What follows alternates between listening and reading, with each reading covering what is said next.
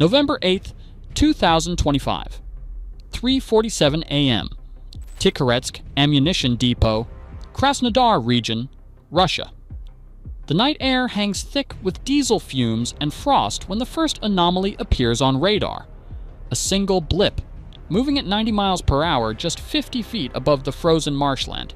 The S-400 battery commander doesn't hesitate.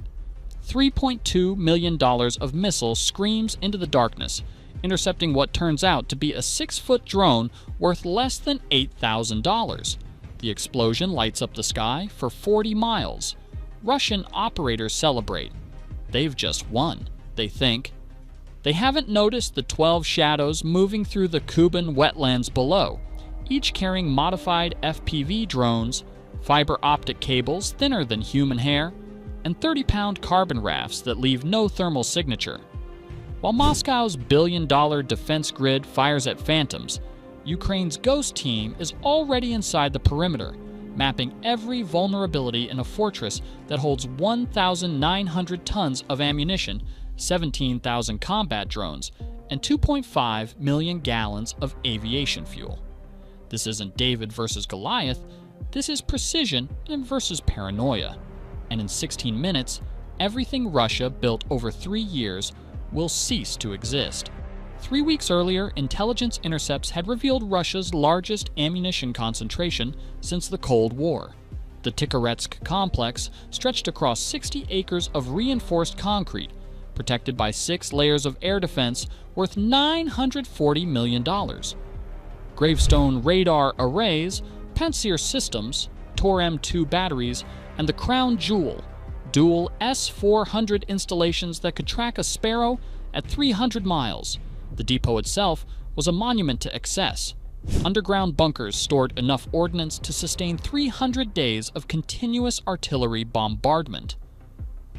Climate-controlled warehouses held 17,800 Lancet drones, each worth $25,000.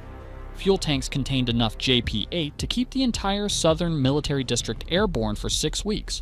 Total value, $1.2 billion. Moscow called it impregnable. Ukraine called it a target. The mission planning phase revealed the true genius of Ukraine's approach. While Russian doctrine relied on overwhelming force projection, Ukrainian planners studied behavioral patterns. Every S-400 battery followed the same engagement protocol: detect, classify, engage. That predictability became the weapon itself. Intelligence officers spent 19 days analyzing response times, calculating fuel consumption rates, even tracking the shift changes of radar operators. They discovered that between 3:45 and 4:15 a.m., during crew rotation, response times increased by 17%. That 30-minute window became the entire foundation of the operation. Training took place in marshlands outside Poltava, where engineers recreated the Tikhoretsk terrain down to individual drainage ditches. The Ghost team practiced the insertion 43 times, each run timed to the second. They learned to read thermal gradients in the water, to move in complete darkness, using only muscle memory, to communicate through hand signals invisible to night vision equipment. The oldest operator was 32, the youngest barely 24. Combined combat experience, 211 missions. Combined casualties inflicted in previous operations, estimated $4.3 billion in enemy losses. They weren't soldiers in the traditional sense. They were precision instruments, human algorithms optimized for a single purpose: turning Russia's strength into its fatal weakness. At 3:52 a.m., the Ghost team initiates Phase 1. 6 FPV drones lift from the reeds, each carrying 3 kilograms of shaped explosive. But the explosives aren't the weapon, the drones themselves are. Each unit runs Mimic AI, processing 70 million prediction cycles per second, creating false signatures across the Russian radar network. Suddenly, 6 drones become 60 on every screen. The S-400 batteries respond exactly as predicted. Within 20 seconds, 9 missiles worth $28.8 million streak into the empty sky, chasing ghosts that dissolve on impact. Each explosion burns another $1 million receipt for nothing. Meanwhile, The real infiltration proceeds in silence. The operators move across the swamp on carbon rafts, leaving no heat signature, no wake, no sound louder than breathing. Their fiber optic tethers unspool behind them, transmitting 12 gigabits per second through cables immune to jamming. While Russia's defenders fire at shadows, Ukraine's team place targeting beacons the size of playing cards throughout the complex. At 3:58 a.m., a Spetsnaz patrol stumbles onto a single fiber strand. 10 elite soldiers crash through the wetlands, following the thread toward what they believe is the enemy position. Instead, they trigger Ukraine's second layer of deception. Biosmoke canisters release metallic vapor that blinds thermal imaging. Decoy cables lead deeper into the marsh. A 2-pound charge detonates, saturating every sensor within 300 feet. The Russians stumble through knee-deep mud, their equipment useless, their communications severed. They've become part of the landscape, not its masters, and they still don't realize the main attack hasn't even begun. 4:05 a.m. The word comes through encrypted burst transmission. Execute. 4 tethered drones accelerate to 115 miles per hour, hugging the tree line before banking hard toward the Gravestone radar cluster. Each array costs $10 million. Each drone costs less than a laptop computer. The first impact generates 2,800 degrees Celsius, hot enough to turn the carbon fiber frame into molten slag. The second and third arrays follow within 8 seconds. The fourth tries to swivel its dish away but melts mid-rotation. Simultaneously, 3 Javelin missiles arc skyward from concealed positions. The weapons climb to 600 meters, then dive straight down, their onboard processors making 75,000 trajectory adjustments per second. They're not aimed at the bunkers, they're aimed at the ventilation shafts. The first missile punches through 40 feet of concrete like paper. The shaped charge detonates inside the main ammunition storage, where 1,900 tons of ordnance wait in climate-controlled rows. The second Javelin hits the drone warehouse. 17,000 lancets become 17,000 pieces of shrapnel in less than a second. The third strikes the fuel depot. What happens next redefines the word explosion. 4:11 a.m. The blast registers on seismographs 900 miles away. A fireball rises 4,000 feet into the night sky, visible from the International Space Station. The thermal output measures 2,800 megawatts, hotter than volcanic lava. The pressure wave flattens everything within 2 miles. Windows shatter in Tikhoretsk City, 23 miles away. Inside Moscow's National Defense Control Center, the first alerts trigger at 4:12 a.m. Senior officers stare at screens showing nothing but static where Tikhoretsk once transmitted. Communication attempts cycle through automated protocols. Primary channel dead, secondary channel dead, tertiary channel dead. A major general reaches for the red phone, connecting directly to the Kremlin. His hand trembles as he delivers the only words that matter. Tikhoretsk is gone. The strategic implications cascade faster than the shockwave itself. 47 artillery battalions across 3 military districts suddenly have no ammunition pipeline. 219 aircraft lose their primary fuel depot.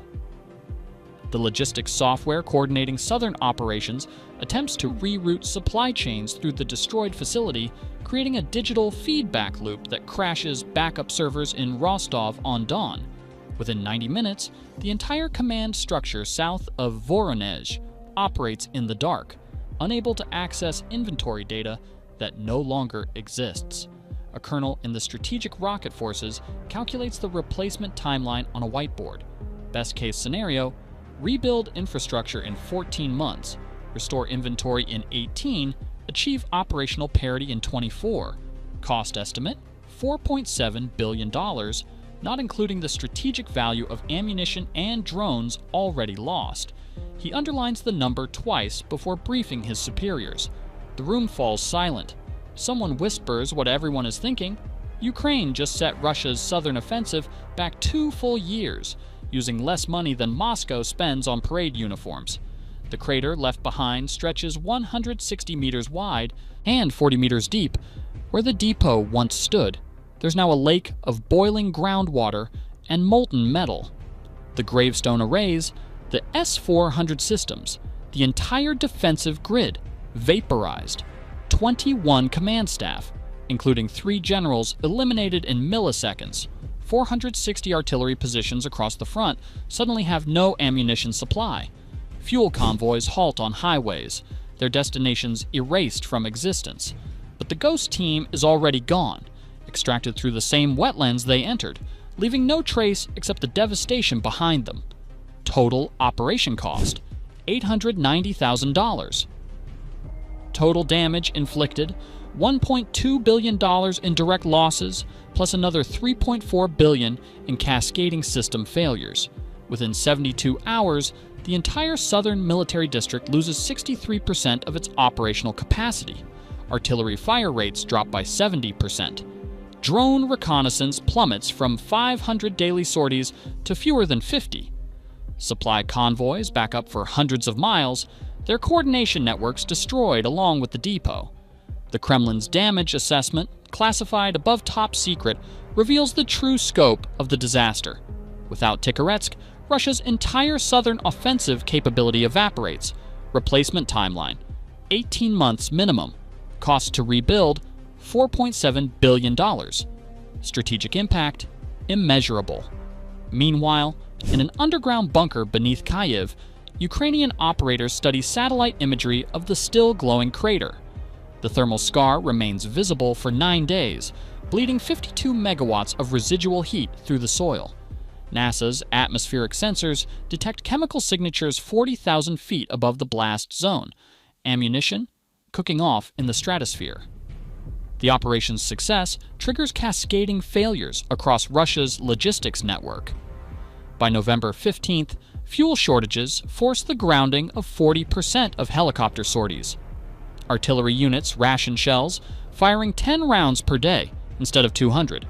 The digital infrastructure that coordinated southern operations routes through servers that no longer exist, creating a feedback loop of failed connections that corrupts backup systems 300 miles away. International observers note the sudden silence along the front.